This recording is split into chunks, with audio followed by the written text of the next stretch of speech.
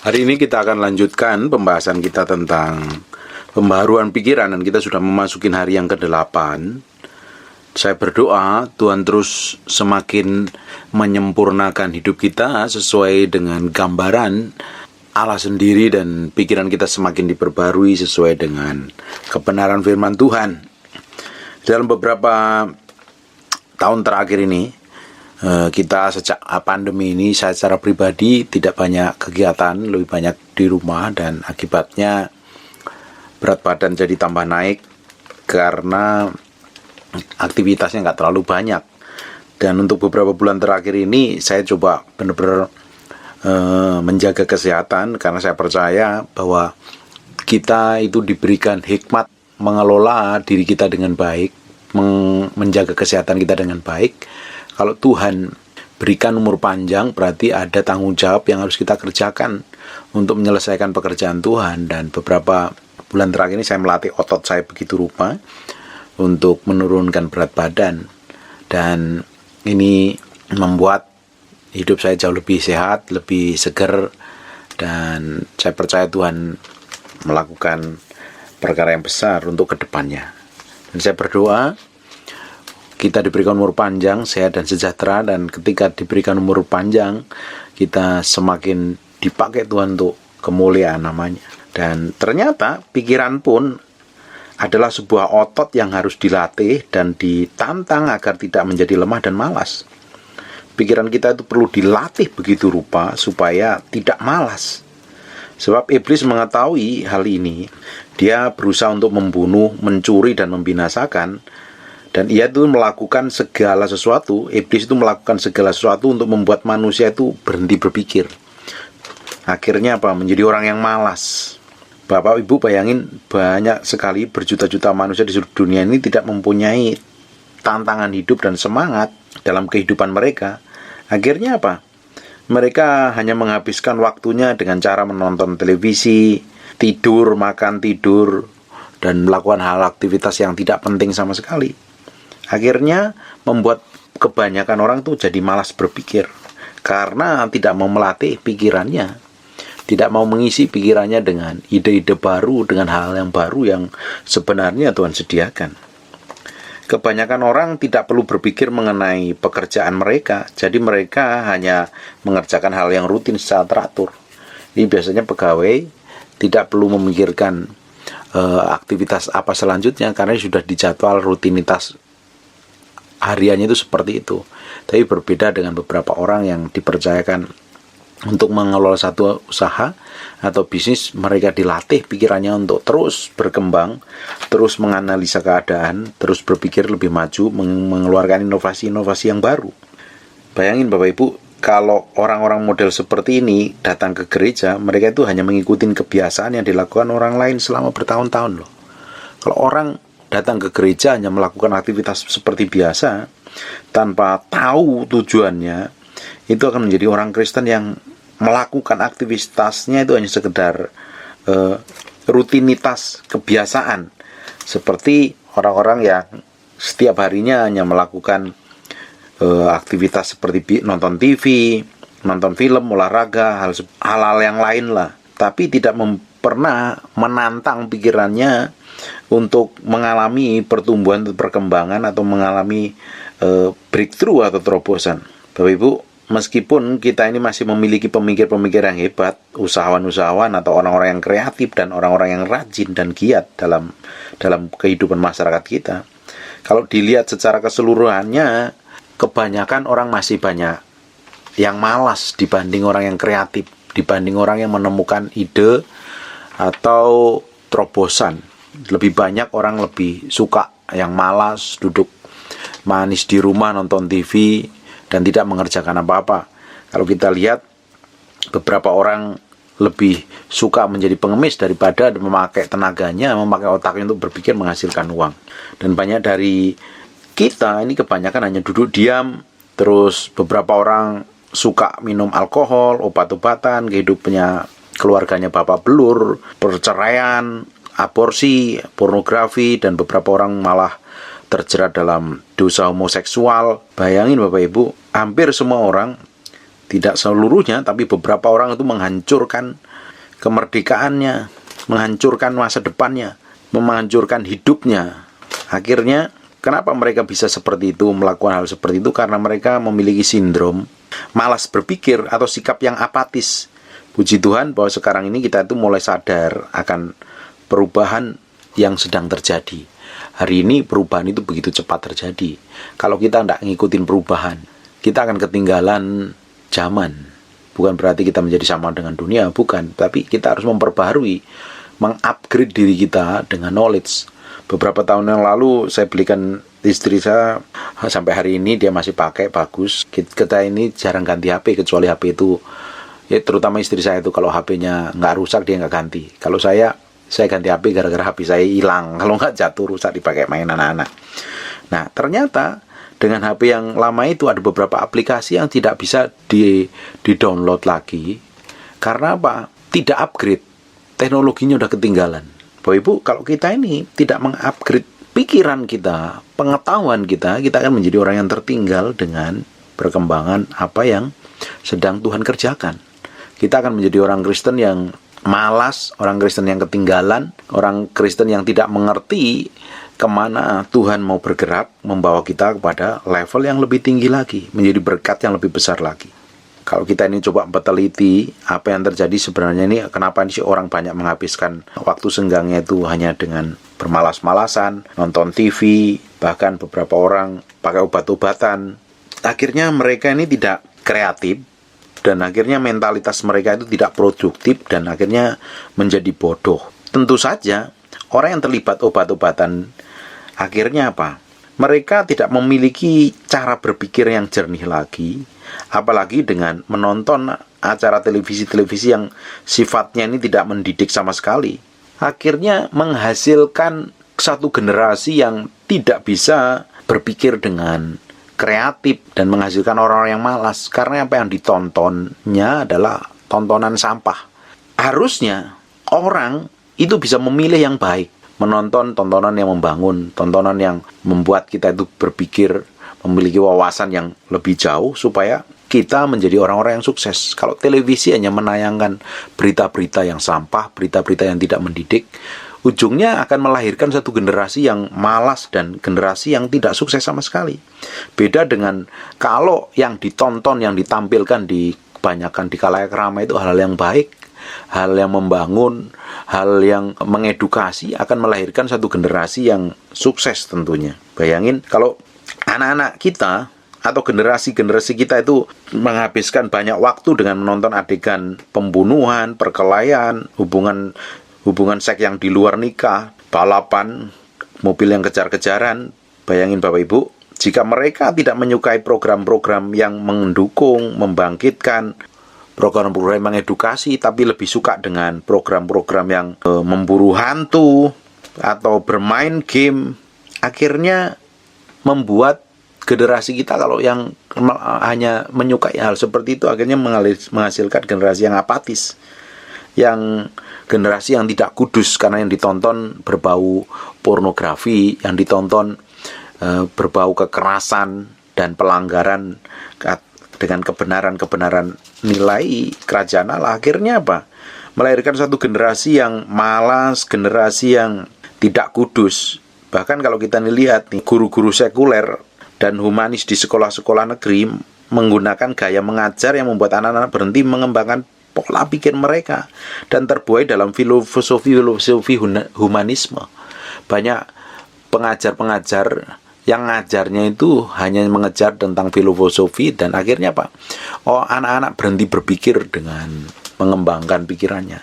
Kalau tidak dikembangkan pikiran itu, akan menjadi satu generasi yang bodoh, generasi yang tidak memiliki daya juang, generasi yang tidak bisa memiliki hikmat dan pengertian. Akhirnya mereka menjadi generasi yang mudah menyerah dan gagal. Nah, sebagai orang Kristen, kita itu perlu melatih pikiran kita, mengobarkan semangat hidup kita, dan selalu siap untuk bekerja sama dengan Tuhan. Di Amsal 10 ayat 15 mengajarkan kita bahwa pikiran yang malas membawa kemiskinan, kehancuran.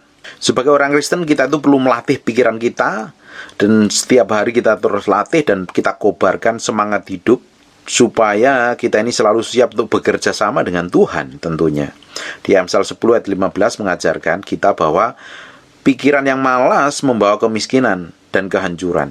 Dan Allah ini hari ini sedang mencari orang-orang yang kreatif, orang yang cerdas, memiliki pemikiran yang jernih, yang dapat dipimpinnya untuk mencapai kemenangannya di bumi ini. Masih ada berjuta-juta penemuan yang perlu dikembangkan, kesempatan-kesempatan bisnis yang bisa dikerjakan, diraih, dan kesempatan-kesempatan pelayanan yang Allah inginkan terbuka bagi kita. Dan harusnya kita mencapai destinasi atau tujuan yang Tuhan sudah siapkan.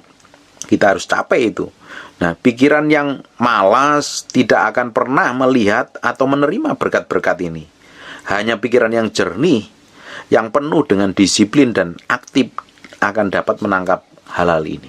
Orang yang malas berpikir, malas mengembangkan diri, mereka tidak akan pernah mencapai destinasi Tuhan.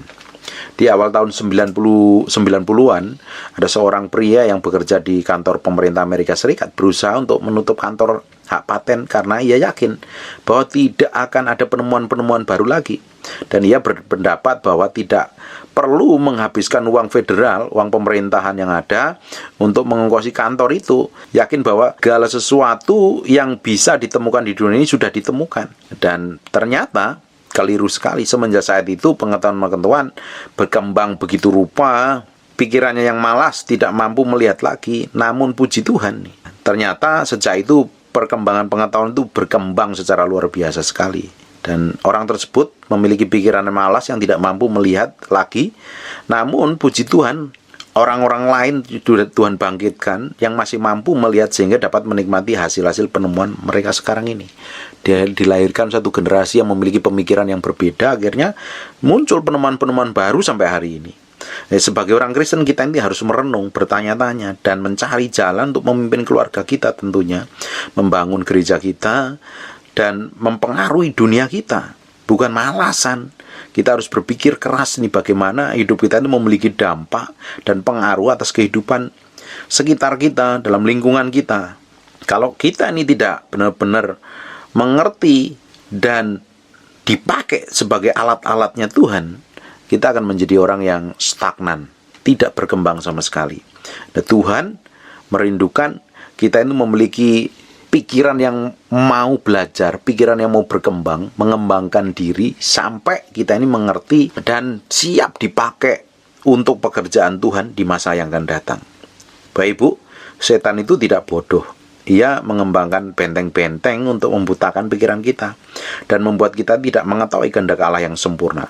Bapak Ibu bisa buka di 2 Korintus pasal yang ke-10 ayat 4 dan 5 mengatakan, karena senjata kami dalam perjuangan bukanlah senjata duniawi, melainkan senjata yang diperlengkapi dengan kuasa Allah, yang sanggup untuk meruntuhkan benteng-benteng.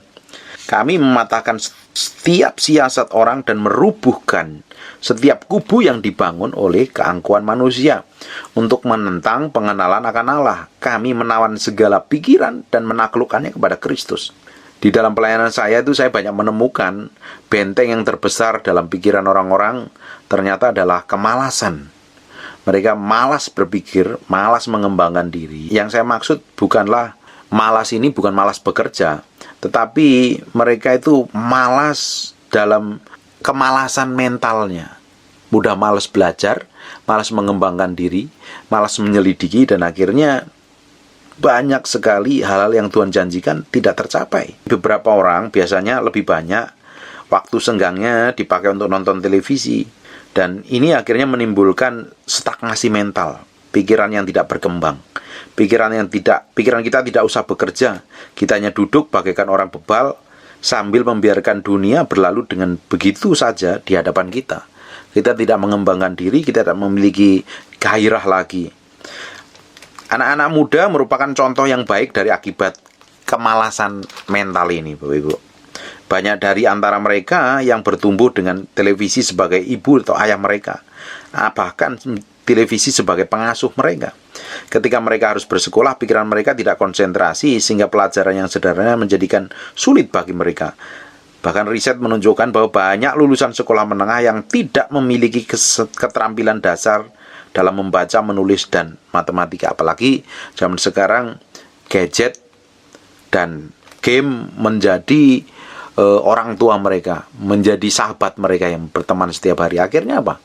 Tidak memiliki interaksi dengan yang lain, tidak memiliki keterampilan. Anak-anak lebih suka malas-malasan, lebih suka di rumah dibanding berinteraksi dengan teman-temannya dan orang lain. Akhirnya apa? Dihabiskan waktunya berjam-jam hanya untuk main. Ini sebenarnya membuat pikiran generasi kita menjadi tidak berkembang dan tumpul akhirnya. Menjadi generasi yang tidak memiliki daya juang dan semangat hidup. Hidupnya hari-harinya yang dihabiskan untuk menyenangkan diri dengan bermain game, memuaskan dirinya dengan kepuasan bermain game, dan ujung-ujungnya mereka sendiri suatu hari akan susah. Kalau mereka terjun di dalam dunia umum, di dalam dunia nyata, mereka akan menjadi orang yang malas mentalnya. Dan akhirnya ngapain kalau orang-orang yang memiliki kemalasan mental, tidak memiliki keterampilan, kebanyakan dia akan menyerah dengan tekanan hidup, dengan perjuangan hidup, dan akhirnya banyak yang menyalahgunakan hidupnya dengan terjun dalam obat-obatan dan alkohol. Harusnya mereka itu memakai pikiran mereka untuk menyelesaikan atau mengembangkan diri atau mendapatkan jawaban atas semua persoalan hidup yang ada. Tapi ternyata mereka lebih menyukai melarikan diri dari persoalan-persoalan hidup. Akhirnya mereka itu lebih suka mengambil keputusan untuk menenangkan diri dengan mengambil keputusan salah. Mereka lebih suka minum racun dalam sistem mereka supaya untuk menenangkan diri dan menghibur diri mereka daripada menghadapi realitas hidup. Setelah bertahun-tahun melakukan hal ini, pikiran mereka akan menjadi lumpuh total. Ini generasi yang lebih suka meracuni dirinya dengan hal yang tumpul, hal yang malas yang tidak membuat dirinya berkembang begitu rupa seperti yang Tuhan mau. Akhirnya mereka tidak memiliki daya juang. Dan hari ini karena banyak generasi muda yang dimanjakan oleh orang tuanya dengan pembantunya, segala sesuatu tersedia, tapi ketika dia menghadapi kenyataan hidup, banyak sekali mereka ini tidak memiliki daya juang yang kuat untuk menjalani kehidupan yang nyata. Akhirnya mereka hidupnya babak belur, tidak mengalami kemenangan. Dan orang-orang seperti ini tidak mungkin Tuhan pakai untuk menyelesaikan visi Allah di muka bumi ini. Dan manusia pada umumnya itu memiliki sifat yang malas dan tidak mempunyai semangat untuk mempelajari lebih, menyelidiki lebih, bahkan memiliki keterampilan hidup, memiliki keterampilan mengembangkan diri dengan baik untuk memperbaiki kehidupan mereka. Kebanyakan orang lebih suka duduk-duduk tanpa menyelidiki segala sesuatu, tanpa belajar, dan akhirnya mereka menghabiskan waktunya dalam program TV atau film atau acara kumpul-kumpul, lebih disukai, makan-makan, lebih disukai, nongkrong juga lebih disukai daripada duduk sendiri, menyelidiki, belajar, berdoa, minta pimpinan Tuhan. Itu mereka kurang tertarik dibanding dengan kumpul-kumpul, makan-makan, nongkrong di kafe, ngobrol dengan teman-teman. Mereka jauh lebih sukai karena hal tersebut itu sangat menarik daripada memperbaharui pikiran dengan belajar tentang banyak hal.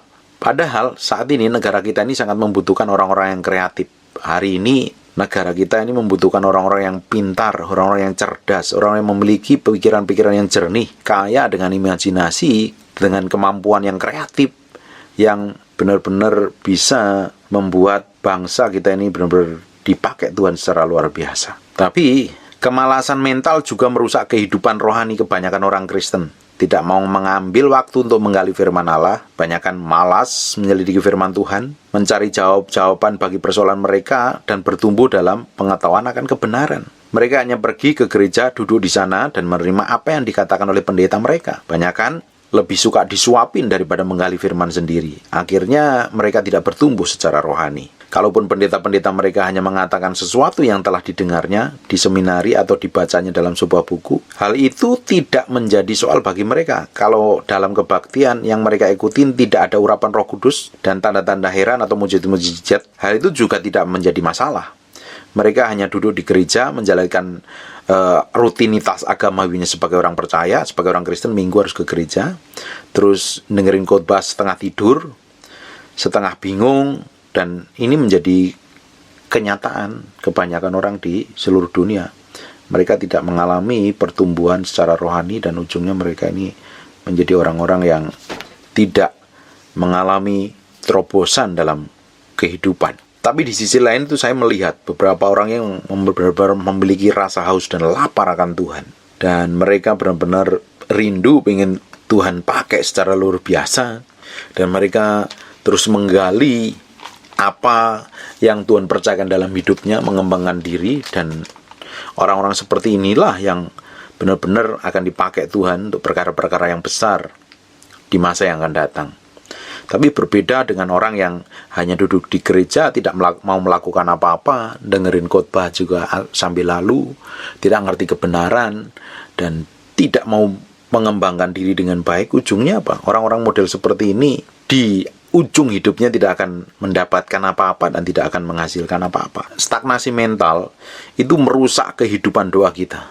Bapak Ibu, pernah nggak Bapak Ibu ini doa di kamar doa, dan setelah 5 menit pikiran Bapak Ibu itu melayang kemana-mana, mengembara kemana nggak jelas ujungnya, dan akhirnya lupa apa yang harus didoakan, nggak ngerti caranya berdoa, bahkan beberapa orang ngantuk dan akhirnya males, nggak bisa ngontrol pikirannya dengan baik, bahkan doa nggak sampai 5 menit nggak tahan, karena tidak bisa mendisiplinkan dirinya dengan baik, pikiran mereka tidak terkendali, dan akhirnya ngapain? Tidak akan mampu berdoa untuk lebih lama lagi bergaul dengan Tuhan. Kemalasan mental ini ujungnya akan menyerang kehidupan kita, dan kita harus benar-benar mengusirnya di dalam kehidupan kita. Satu-satunya jalan untuk melakukan hal ini adalah dengan cara memperbaharui pikiran kita, supaya kita ini memiliki kerinduan, kehausan, dan kelaparan akan Tuhan. Pikiran kita ini yang harus diperbaharui setiap hari ini. Kita harus menggunakan pikiran kita untuk mencari kebenaran dan bertumbuh, dan tidak membiarkan televisi, handphone, berbagai film, buku-buku yang nggak jelas ujung pangkalnya ngajarin tentang hal nggak jelas, terus permainan, game. Jangan biarkan televisi, film, hobi, terus pikiran-pikiran yang nggak penting akhirnya menguasai pikiran kita, atau game, gadget yang menguasai pikiran kita. Kita harus bisa mendisiplinkan diri kita dengan baik untuk merenungkan kebenaran firman Tuhan.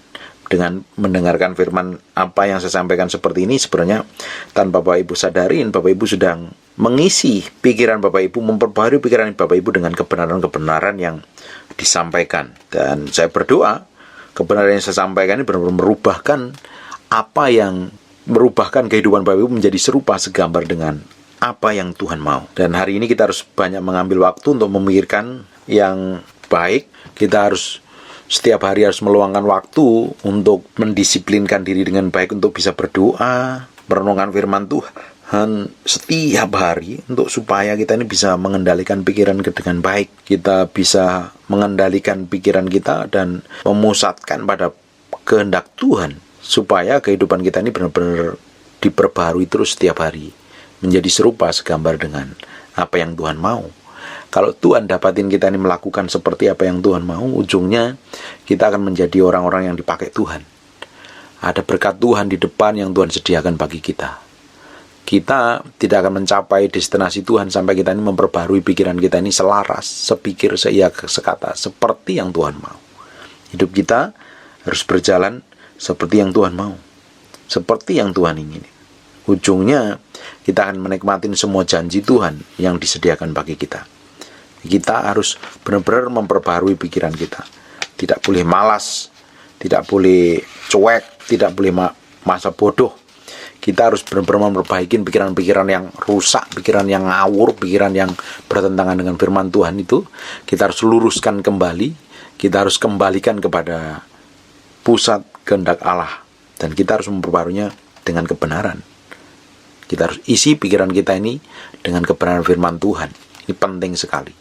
Kalau keputusan-keputusan kita yang kita ambil tidak berdasarkan firman Tuhan, ujungnya kita akan ketemu masalah. Tapi kalau setiap keputusan yang kita ambil, yang kita lakukan sesuai dengan kehendak Tuhan, di belakangnya kita akan menikmati janji Tuhan. Kita akan menikmati berkat-berkat dan kemurahan Tuhan yang ajaib, yang Tuhan sediakan, kita akan nikmatin. Dan saya percaya Bapak Ibu akan terus dibawa dalam pusat kehendak Tuhan. Semakin mengasihi Tuhan dan semakin mencintai Tuhan, hidup Bapak Ibu dipakai Tuhan secara ajaib dan luar biasa. Amen. God bless you.